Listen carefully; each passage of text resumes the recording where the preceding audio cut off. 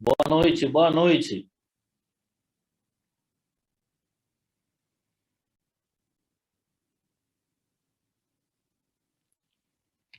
Muy buenas noches para todos. Buenas noches, buenas noches. Vamos a comenzar, vamos a comenzar. Boa noite, boa noite.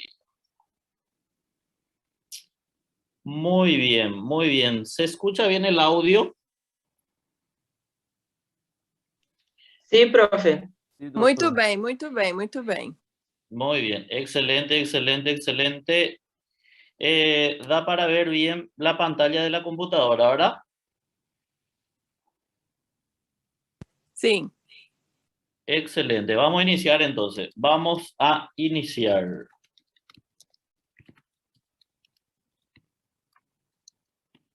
Primera pregunta. ¿Alguien sabe qué es el asma bronquial?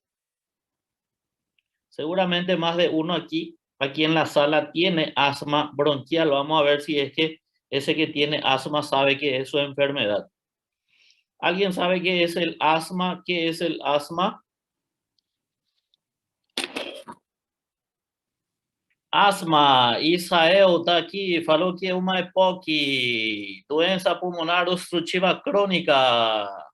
O que vocês acham, pessoal? Estão de acordo com Israel aí ou não? Estamos de acordo com ele ou não? Asma é uma EPOC? ¿Sí o no? ¿Sí o no? ¿Sí o no? Creo que sí. Ana Carolina faló, creo que sí. Asma es una enfermedad pulmonar obstructiva crónica. Sim, é uma enfermidade obstrutiva. Sim, sim. Crônica, crônica, crônica. É crônica ou não? Aí falou Alexandre, asma não é. Asma Aí eu já não é. tenho certeza, não tenho seguro que seja crônico. Pero obstrutiva, sim, verdade. Creio que sim, Sí. seguro. Es una enfermedad,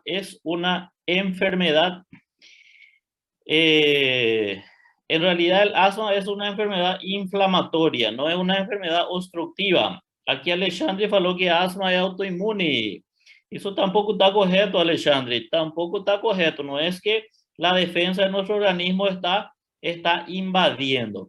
Entonces vamos a dejar bien claro hoy lo que es el asma bronquial, para que ustedes entiendan cuando se les pregunta a ustedes qué es asma, entonces van a poder hablar con propiedad de lo que es el asma.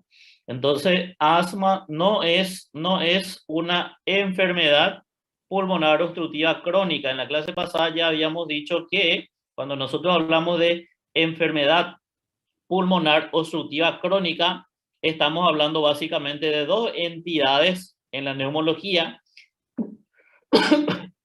que es el enfisema pulmonar y la bronquitis crónica. Eso es entonces enfermedad pulmonar obstructiva crónica. Y hoy vamos a hablar entonces de asma.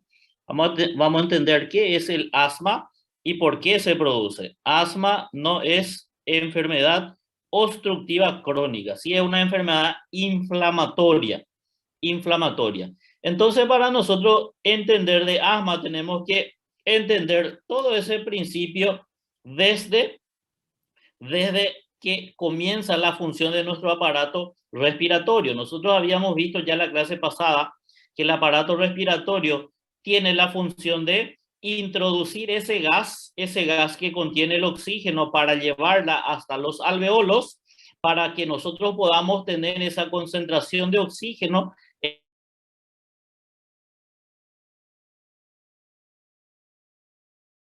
está ingresando. La principal función es de introducir el oxígeno. El oxígeno es lo que nos da vida.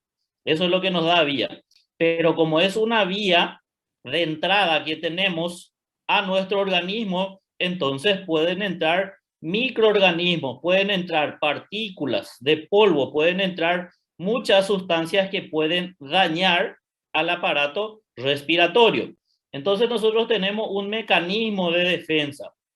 Ya dijimos la clase pasada que el primer filtro que tienen que pasar las sustancias para llegar hasta la vía respiratoria son las fosas nasales. Entonces, cuando nosotros estamos respirando, principalmente estamos inhalando. Cuando inhalamos, va a entrar el aire que contiene el oxígeno, que es lo que nos va a permitir a nosotros estar con vida. Pero cuando nosotros estamos inhalando, no solamente entra el aire con oxígeno y nitrógeno, sino que también van a entrar partículas como polvo. Va a entrar partículas que contienen algún tipo de microorganismo. Entonces, primero hay que pasar esa barrera de filtro de la fosa nasal. Pero van a existir partículas y microorganismos que van a pasar este filtro, pero van a quedar atrapadas en la vía respiratoria, porque nosotros a nivel de la vía respiratoria vamos a tener una defensa. ¿Cuál va a ser la defensa que tiene la vía respiratoria? La vía respiratoria va a presentar a nivel de la mucosa unas células que van a producir mucus. Entonces, ¿para qué sirve el moco que se produce en la vía respiratoria? El moco sirve para defensa, para que estos microorganismos entonces no estén irritando directamente las terminales nerviosas que están ahí en la mucosa. Entonces está ese moco. ¿Qué va a pasar con estas partículas que están entrando ahí? Van a ser atrapadas por el moco. Entonces esas partículas que entran en la vía respiratoria, ¿cómo nosotros expulsamos? Van a decir, las partículas que entran, vamos a soplar y va a salir de ahí. No, no va a salir soplando. Eso no va a salir soplando de ahí. Entonces van a ser atrapadas por el moco y a partir de ahí, entonces cuando nosotros hacemos el acto de expiración para retirar eso, no va a salir porque va a estar atrapado por el moco. Capítulo, sí, una vez que termina la prueba voy a pasarle, Natalia, la clase, perdón, una vez que termina la clase les voy a pasar aquí los capítulos que van a ser abordados para la parcial.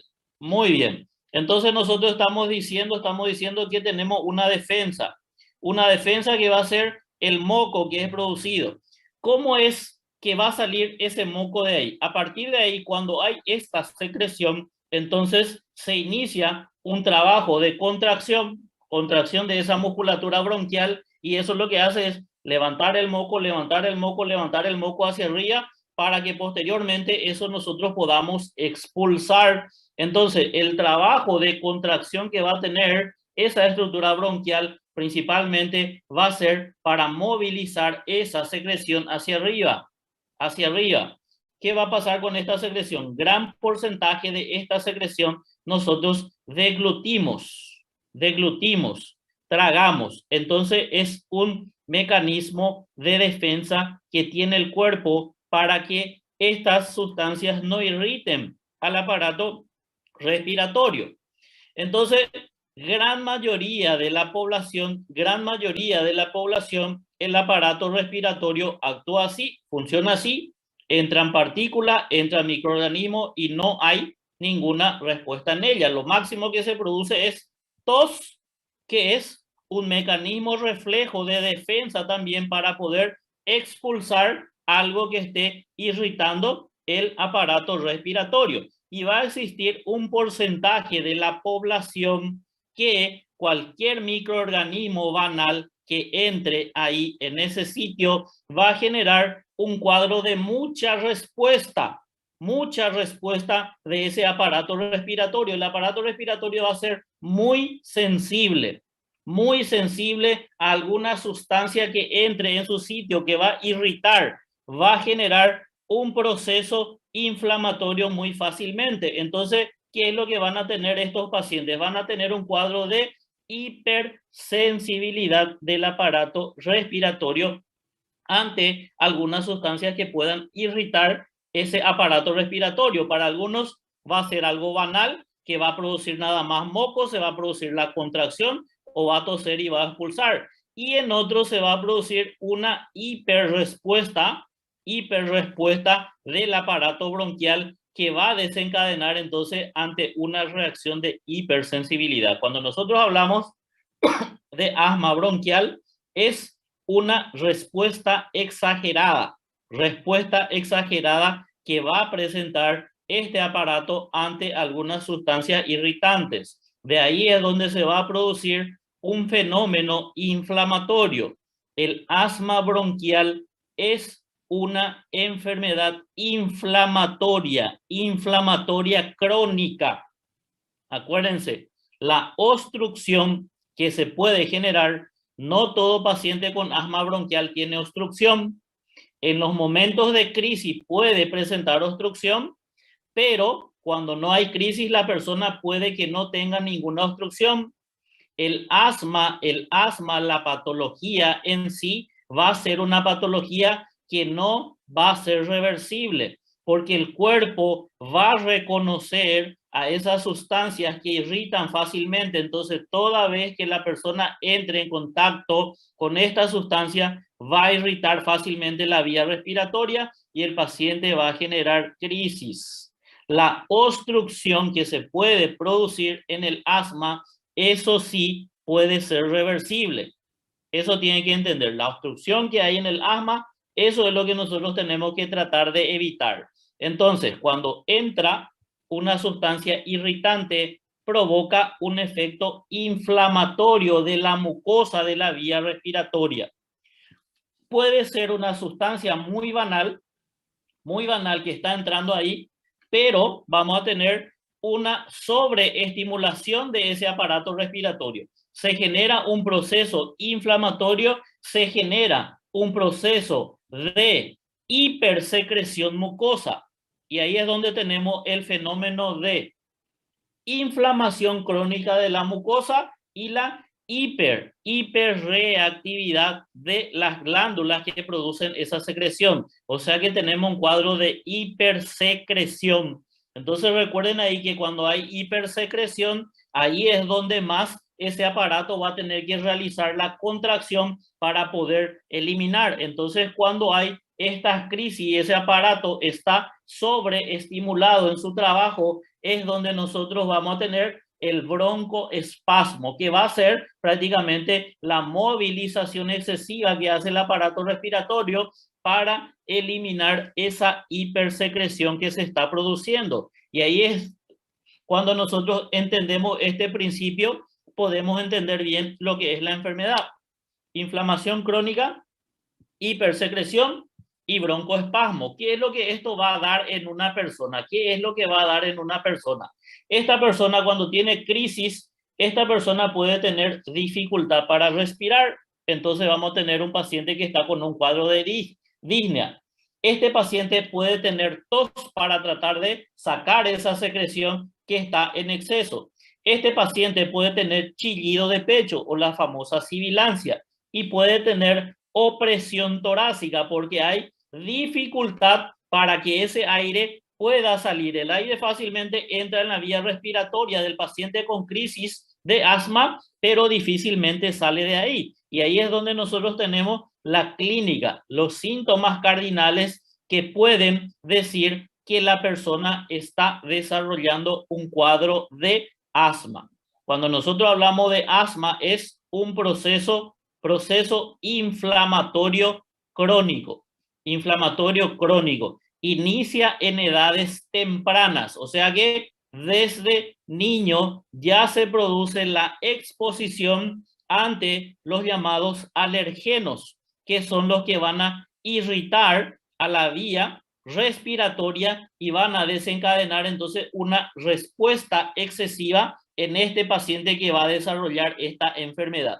Entonces, cuando nosotros hablamos de asma bronquial, es donde vamos a tener un cuadro de obstrucción que se va a desencadenar por la broncoconstricción, el aumento del trabajo bronquial para eliminar el cuadro de hipersecreción por la hiperreactividad que vamos a tener, porque esa sustancia que está ingresando va a generar una respuesta excesiva en el cuerpo. Y como dijimos, todo parte a partir de una inflamación de la mucosa. Entonces, les coloqué aquí en rojo. Hay una inflamación crónica, proceso inflamatorio crónico en la mucosa que se da por la exposición ante un irritante, un alergeno.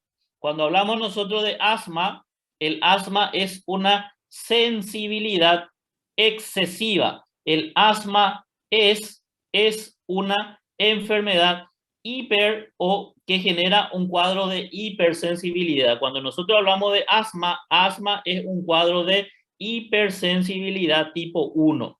Hay una respuesta exagerada del cuerpo. Y eso vamos a ver aquí por qué. ¿Por qué es que algunas personas tienen una respuesta exagerada ante ciertas sustancias que para otras van a ser banales? Eso nosotros, entendiendo bien las células que se encargan aquí de la respuesta en el cuerpo, podemos entender muy bien lo que sería la génesis y lo que es la fisiopatología. Entendiendo todo esto, fácilmente nosotros vamos a llegar al diagnóstico y fácilmente vamos a tratar a un individuo que esté con un cuadro de asma bronquial. ¿Hay alguna duda hasta ahí? ¿Alguna duda se entiende hasta ahí? ¿Alguien tiene alguna duda para aclarar?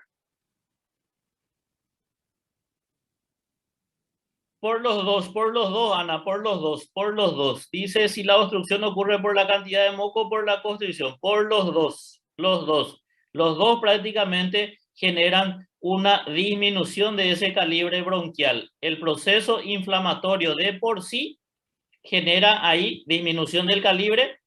La hipersecreción genera disminución del calibre y como hipersecreción el tracto bronquial tiene que sacar de ahí, entonces va a tener una broncoconstricción excesiva. Entonces todo eso va a desencadenar en la formación de la obstrucción, Ana. Rafael, puede preguntar. Hiperreactividad. La hiperreactividad se produce, Rafael, porque hay sustancias que entran, irritan mucho la mucosa. Y recuerden ahí que las terminales nerviosas van a estar allá a nivel de la mucosa, que cuando eso se irrita, entonces el tracto respiratorio ahí, el endotelio respiratorio tiene que hacer defensa. Entonces, ¿cuál es la defensa que tiene el aparato respiratorio? Van a ser las secreciones. Por eso se genera el cuadro de hiperreactividad. Moco. Así mismo, Rafael, se genera mucho moco. Entonces tenemos una hipersecreción que es lo que le va a dar la defensa ante esos irritantes. ¿Dudas hasta ahí? ¿Se entendió todo bien hasta ahí?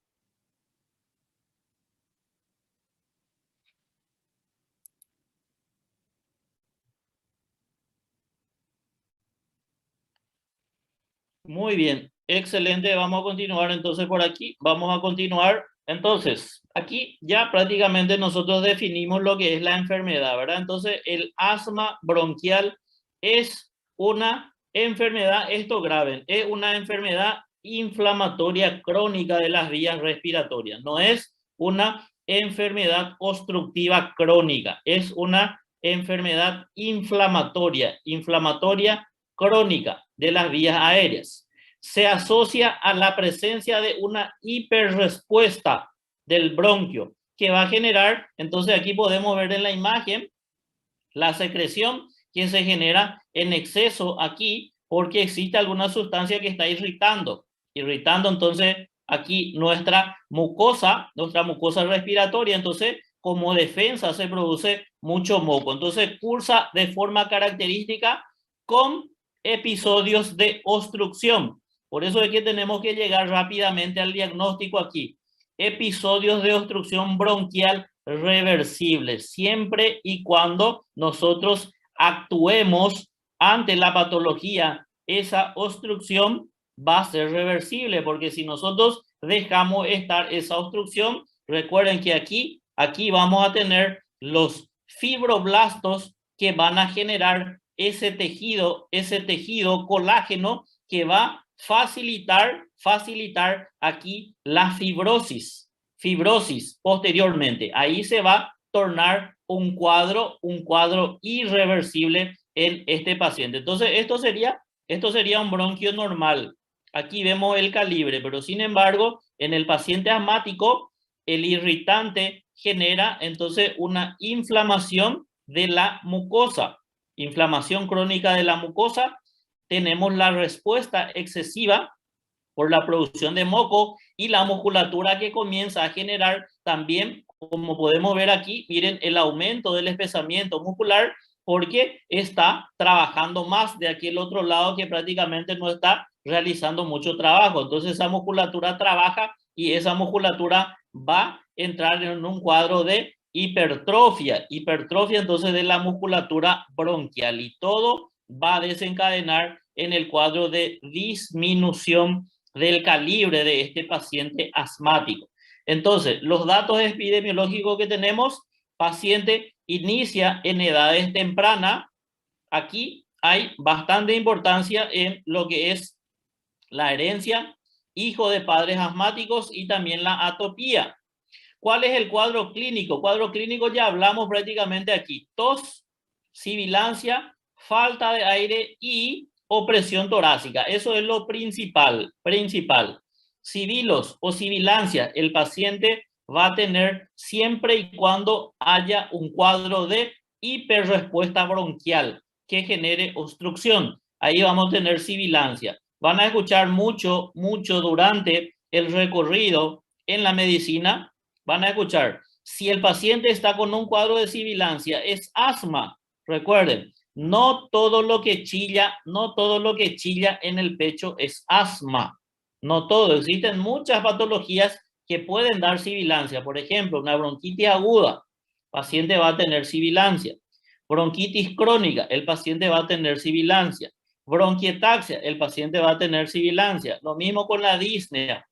Gran mayoría de las patologías respiratorias van a desencadenar tos. Muchísimas patologías desencadenan tos. Incluso cuando nosotros comemos algo y un poco de alimento va a la vía respiratoria, es algo que va a causar daño y el mecanismo va a ser entonces la tos. También existen patologías que tengan opresión. Lo característico en el cuadro clínico del paciente con asma es un cuadro clínico aquí de sintomatología que se presenta de forma esporádica y variable. ¿Qué quiere decir eso? Que de repente el paciente tiene esta sintomatología hoy, con el correr del día pasó, y el otro día tiene la misma sintomatología. ¿Qué me indica eso? Que probablemente sea asma. Más no vamos hacia asma, porque de repente si nosotros pensamos en neumonía es un cuadro que de repente de forma aguda empeora o nos mata o nosotros vencemos la neumonía. Cualquier otra patología respiratoria, por ejemplo una tromboembolia pulmonar, es una lesión que puede presentar toda esta sintomatología, pero es de forma aguda. Ahí se presenta, se instala hasta la resolución. En el paciente con asma no. Tiene la sintomatología, esta sintomatología ahora de repente pasa solo o de repente con uso de algún broncodilatador, el otro día la misma cosa. Entonces, eso es lo que nos da una orientación clínica de pensar en asma. Eso es lo que nos lleva a nosotros a pensar en asma. Otra forma de presentación menos común: aquellos pacientes que tienen tos crónica o dificultad para respirar. Aquellos que sí entran en un cuadro de crisis asmática severa son los que van a tener entonces dificultad para respirar, que no van a ser la mayoría de los casos. En la semiología, que nosotros podemos obtener disminución de la expansibilidad torácica. Recuérdense que es un pulmón que prácticamente está ahí hiperinsuflado, no se va a insuflar de más, entonces tenemos disminución de la expansibilidad. Las vibraciones vocales, nosotros al tocar ahí con la mano el tórax del paciente, lo que se siente es entrada y salida de aire que comienza a vibrar. Entonces este tórax que está hiperinsuflado, entonces va a realizar menos intercambio gaseoso también. Entonces el paciente puede tener disminución en las vibraciones vocales. La sonoridad va a estar conservada, el murmullo vesicular va a estar conservado o disminuido, y dentro de los ruidos patológicos que vamos a escuchar a la auscultación van a ser las sibilancias que son los rales o estertores secos. Eso es lo que se escucha. Entonces ese aire que queda atrapado ahí tiene una dificultad para salir de ahí. Entonces cuando trata de salir, como está disminuido el calibre, escuchamos un silbido por ahí, la salida de aire con dificultad del tracto bronquial. Muy bien, entonces nosotros dijimos que para que el paciente desarrolle asma tiene que haber algo que desencadene esta enfermedad. Entonces existen los irritantes que pueden entonces generar aquí el cuadro de asma a este paciente. Aquí podemos tener una lista, una lista bien larga de la gran mayoría de los irritantes.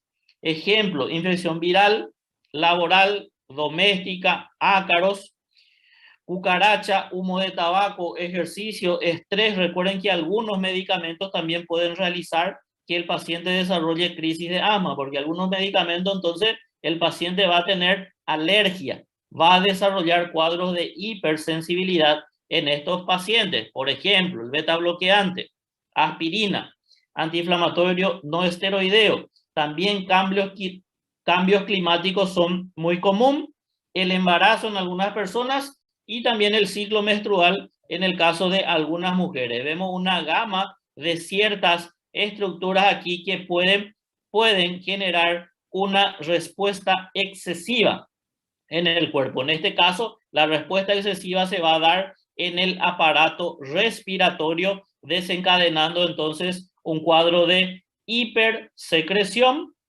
hiperrespuesta muscular con el broncoespasmo que se va a producir, y esto va a llevar aquí el AINE, porque tiene alergia, Abraham, tiene alergia al AINE, por eso es que el AINE puede desarrollar. Hay personas que tienen alergia a algunos tipos de estos fármacos, entonces pueden desarrollar esa respuesta en el aparato respiratorio.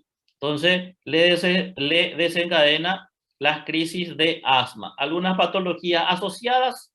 Aquí muchos de los pacientes con asma están asociados con estas patologías.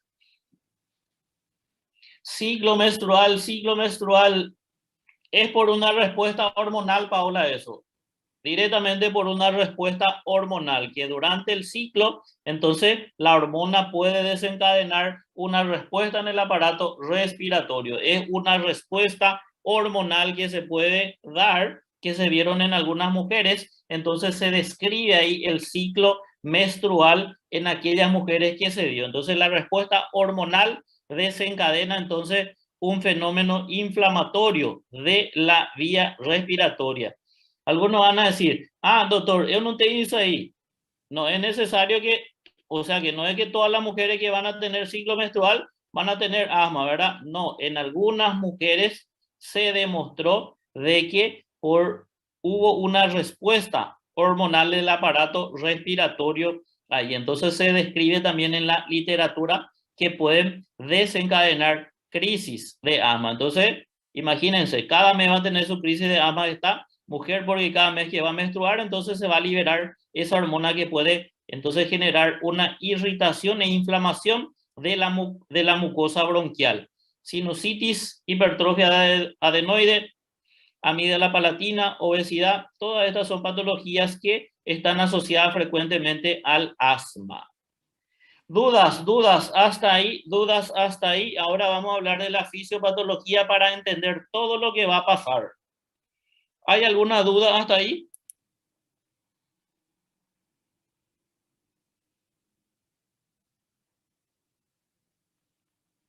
No, profesor. Muy bien. ERGE es enfermedad del reflujo gastroesofágico, Ana, y SAOS es síndrome de apnea obstructiva del sueño. Eso puede estar relacionado entonces con pacientes con asma. El ERGE principalmente porque el reflujo gastroesofágico puede existir sustancia que el paciente va a ingresar lentamente a la vía respiratoria y puede afectar esa mucosa. Ô, professor, rapidão, desculpa incomodar o senhor. O senhor estava falando em relação à ausculta, o estertor seco, isso que o senhor falou? Sí. Isso, né? Estertor seco de sibilância e roncos. Tá, eu vou ter ele na auscultação, tipo, total em relação ao... Por exemplo, eu vou ter o sibilo no final da INSP ou em tudo? No, en la expiración, principalmente en la expiración es donde va a silbar, porque Entendi. este aire... Na esse, então. Sí, Entendi. este aire entra fácilmente en la vía respiratoria, pero tiene dificultad para salir. La gente que tiene asma sabe bien, o si alguna vez acudieron ahí a algún hospital y vieron un paciente que está con asma, o en la facultad mismo pudo pasar esto. Paciente con asma. ¿Qué hace ese paciente con asma? Entendi. Parece que pega un susto, ¿no? Parece que pega un susto que mete aire, ahí no puede sacar. Entonces, típico de ese paciente que desarrolla crisis de asma. Lleva el aire adentro, pero tiene el aire dificultad para expulsar. Entonces nosotros escuchamos la sibilancia durante la expiración. Ahí es donde tiene dificultad esse aire para salir. Aí a Renata ficou rindo aí de nós, viu? Mas dá para entender, né? Eu vou ter a expansão torácica diminuída, né? Isso. E em relação ao tipo de tórax, professor, posso falar que ele vai ter um tipo de tórax em túnel? No. En el paciente con asma, no. Tórax en tonel es característico de enfisema. Cuando ustedes escuchan tórax en tonel, es de un paciente enfisematoso. Ahí vamos a estar hablando en la siguiente clase de enfermedad pulmonar obstructiva crónica. Ese paciente tiene destrucción del tabique y cuando respira, entra el aire, mas no puede hacer troca. Entonces, ¿qué es lo que va a pasar de forma crónica con ese pulmón? El aire que entra no puede hacer troca y lo que va haciendo es aumentar de tamaño. Aquí que nosotros tenemos que el aire entró, pero no puede realizar aquí la expulsión de ese aire en cuadros de crisis nada más. Dijimos que el asma no es una obstrucción crónica. La obstrucción puede ser reversible de forma natural o medicamentosa. Este paciente no es que tiene una obstrucción crónica. Si la obstrucción fuese crónica, sí, vamos a tener un aumento de tamaño en el diâmetro antero-posterior de esse paciente asmático. Tá, então eu posso dizer então que o tórax dele vai estar normal, então. Isso. Normal. Entendi. O tórax em túnel, então, que o senhor deu exemplo foi da EPOC. Sim, EPOC. EPOC vai ter tórax en tonel. Tá bom, dice aquí, Rafisa, muy bien Rafisa, dice, doctor, el asma puede se presentar después de la vida adulta. Generalmente, Rafisa, cuando entra en contacto con el alergeno, automáticamente ese paciente va a presentar esa crisis que se puede resolver de forma natural o con medicamento. Si es que nunca más entra en contacto con el alergeno que desencadena toda la respuesta que nosotros vimos hasta aquí, ese paciente no va a tener absolutamente nada de sintomatología, pero de repente entra en una vida adulta donde entra otra vez en contacto con ese alergeno. Ahí existieron células que guardaron la memoria. Vamos a dar un ejemplo. Ácaros. Entró en contacto con ácaro una vez. Entonces vamos a tener células. Aquí vamos a explicar la fisiopatología. ¿Cuáles son esas células que van a servir de memoria? Entonces, después de la vida adulta, entra en contacto con el ácaro. Entonces, aquí las células de memoria dicen, yo le conozco a este ácaro. ¿Qué voy a hacer? Voy a dirigir directamente y voy a eliminar lo más rápido posible, generando una reacción inflamatoria masiva del tracto respiratorio. Eso es lo que se va a dar. Entonces, el asma inicia en edades tempranas. Si es que entra constantemente en contacto con los irritantes que le desarrollan la crisis de asma, todo el tiempo va a tener sintomatología.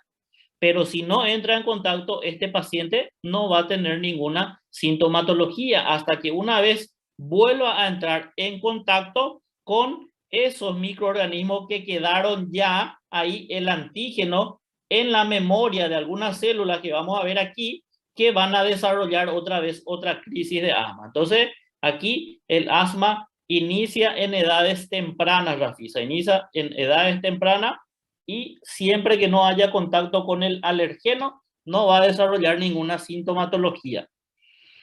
¿Dudas? ¿Hay alguna otra duda, alguna otra pregunta? Doutor? Sim, pode perguntar. Uma dúvida. Em relação à célula que dá início a crise asmática, seria o mastócito sensibilizado ou qualquer outra célula do sistema imunológico pode iniciar essa crise? ¿Cuál es tu nombre? No me sale aquí quién está hablando. Fábio. Fábio, vamos a explicar agora tudo de célula. Então, Fábio, Vamos ver se depois a gente responde aqui sua pergunta, tá bom? Pode ser que aqui a gente ache a sua resposta, tá bom? Ok. Muy bien, muy bien. Entonces vamos a preguntarle después a Fabio si es que encontramos la respuesta aquí. Vamos a hablar entonces de la fisiopatología. Recuerden que nosotros tenemos un sistema de defensa que van a ser los leucocitos. ¿Cómo se dividen los leucocitos? Leucocitos se dividen en granulocitos y agranulocitos. Ya habíamos hablado de eso. Cuando nosotros hablamos de granulocitos, estamos hablando de neutrófilos, eosinófilos y basófilos.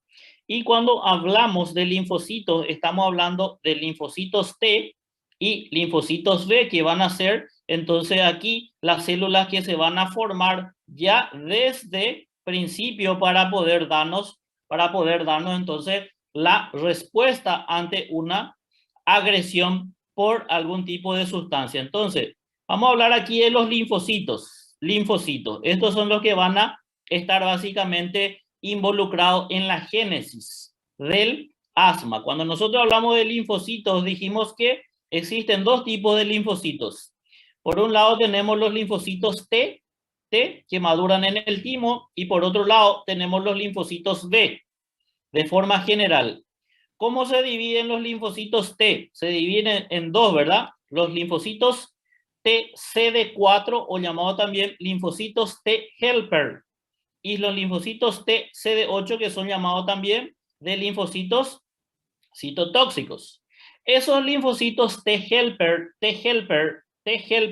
existen dos: T helper tipo 1 y T helper tipo 2. Entonces, a partir de aquí es donde nosotros tenemos que entender a estos dos linfocitos que están para la defensa del cuerpo. Hay una teoría que dice que cuando una criatura está en contacto fácilmente con la arena, con los microorganismos, entonces van a tener mayor desarrollo de un tipo de linfocito T helper. Y ese linfocito T helper que mayormente se va a desarrollar para poder combatir a estos microorganismos va a ser el linfocito T helper 1. Entonces, ese individuo que entra en contacto con los microorganismos desde edades tempranas, dice la teoría, entonces de que va a desarrollar mayor cantidad de T helper 1. Sin embargo, aquellos niñitos que no entran en contacto con otros microorganismos, entonces van a desarrollar mayor cantidad de T helper 2. T helper 1 sirve para combatir contra los microorganismos. Y T helper 2 en algunos individuos que desarrollan mayor cantidad, estos T helper 2 son los que van a estar involucrados con la hipersensibilidad. Eso es lo que dice la teoría. Algunos me van a decir: professor, mas eu estava em contato, eu joguei na areia e eu tenho alergia para qualquer coisa. Eso es lo que dice la teoría. La teoría que gran porcentaje que entra en contacto con microorganismos, aquí el linfocito T se tiene que diferenciar más en uno o en otro. No va a tener los dos en mayor cantidad. Entonces, si entra en contacto con microorganismos, la teoría me dice que mayormente se demostraron que hubo mayor desarrollo de TH1, T helper 1, porque hay mayor cantidad de microorganismos, se hizo más para combatir esos microorganismos. Se quedó de lado eso T helper 2. T helper 2. Quiere decir que si de repente entra alguna bobeira no cuerpo, entonces no tiene T helper 2 para desarrollar un cuadro de hipersensibilidad. Entonces no tienen ahí algunos individuos. Sin embargo, otros entonces van a tener mayor desarrollo. De los T helper 2. Entonces, en aquel individuo que tiene mayor cantidad de T helper 2 es donde fácilmente tiene reacción alergia a cualquier cosa. ¿Por qué tiene alergia a cualquier cosa? Porque tiene mayor cantidad de linfocitos T helper 2. Por eso tiene alergia a cualquier cosa. Y estos pacientes son los que pueden desarrollar entonces fácilmente el asma bronquial. ¿qué es lo que nosotros necesitamos? Nosotros necesitamos que entre un alergeno. Ya vimos cuáles son los alergenos, las sustancias que pueden irritar entonces esta mucosa del aparato respiratorio. En algunos, cualquier bobeira que está entrando, entonces vamos a tener mayor respuesta de las células para generar una respuesta exagerada del sistema inmunológico. Entonces aquí nosotros tenemos en el cuerpo las células que son células presentadoras de antígeno. ¿Cuáles son las células que pueden presentar el antígeno a estos linfocitos T helper 2? Por un lado tenemos los macrófagos y las células dendríticas. Esas son las células presentadoras de antígeno, que cuando entra entonces este microorganismo se va, detecta el antígeno y lleva ¿a quién? Al linfocito TH2 o helper 2. Y estos linfocitos, una vez que agarran ese antígeno, van a producir una serie de interleucina, una serie de citocinas que van a dar una respuesta en el cuerpo. ¿Cuáles son las principales interleucinas que se va a producir? Por un lado se produce la interleucina 4 y por otro lado se produce la interleucina 5. ¿Qué hace la interleucina 4? La interleucina 4 estimula aquí a los linfocitos B. Interleucina 4 estimula a los linfocitos B y le dice a los linfocitos B, bueno, ahora ustedes van a salir a vivir la vida. Van a salir a vivir la vida. Estos linfocitos B salen a vivir su vida y durante ese desarrollo ellos maduran ahí a plasmocitos. Entonces el linfocito B es el que desarrolla posteriormente aquí una maduración a plasmocitos. ¿Y qué hacen estos plasmocitos? Estos plasmocitos son los encargados de producir inmunoglobulinas. Entonces, ante una respuesta exagerada que se da a un cuadro de sensibilidad, estos plasmocitos, ¿qué es lo que van a producir? Van a producir grandes cantidades. Ahí Fernanda ya nos dio la respuesta. Posiblemente ella ya vio el slide antes. Entonces ya nos vio la respuesta ahí Fernanda. O si no, se adelantó y leyó el libro antes. Entonces, estos plasmocitos aquí, entonces van a producir grandes cantidades de IgE. Y este IgE es el mediador que va entonces estar